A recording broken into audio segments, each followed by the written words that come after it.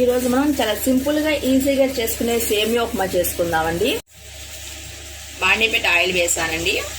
ఇప్పుడు వేరుశనగ గుళ్ళు వేస్తున్నాను. మనం తాలింపులో పప్పులు ఎంత ఎక్కువగా వేసుకుంటే అంత టేస్ట్గా ఉంటుంది.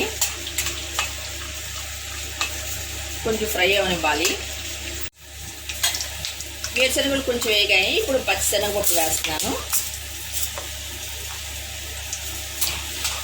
మినపగుళ్ళు ఆవాలు వేసేస్తున్నాను.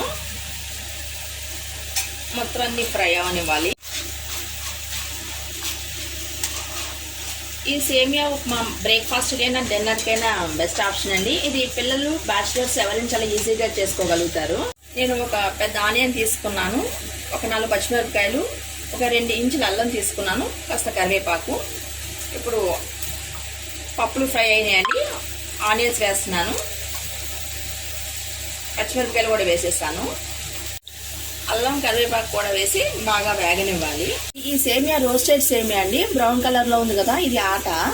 ఇదైతే మనం సేమియా చేసేటప్పుడు మొదటగా మనం ఫ్రై చేయాల్సిన అవసరం లేదు. ఇది చూస్తున్నారు కదా, ఇది ఫ్రై చేయనిది.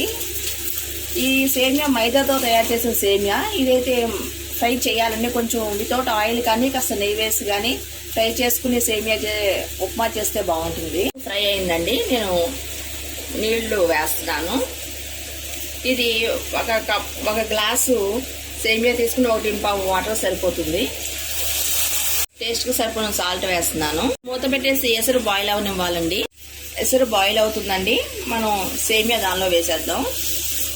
ఇది రోస్టెడ్ సేమియా కదా, పొడి పొడిగానే వస్తుందని కొంచెం వాటర్ ఎక్కువ వేసినా మనకి పొడిగానే ఉంటుంది. అదే మైదా సేమియా అయితే అంత ముద్దగా అయిపోతుంది. ఉప్మా అవుతూ ఉండగా ఒక స్పూన్ నెయ్యి వేస్తే టేస్ట్ చాలా బాగుంటుందండి. పొడి పొడిలాడుతూ సేమియా ఉప్మా రెడీ అయిందండి. మొత్తం నీరు సరే ఇంకిపోయింది. వేడి వేడి సేమియా ఉప్మా రెడీ అయిందండి. దీనికి చట్నీతో కూడా అవసరం లేకుండా మనం మార్నింగ్ బ్రేక్ఫాస్ట్కి సింపుల్గా ప్రిపేర్ చేసుకోవచ్చు. ఈ రెసిపీ మీకు నచ్చినట్లయితే లైక్ చేయండి, షేర్ చేయండి, సబ్స్క్రైబ్ చేసుకోండి. Thank you for watching.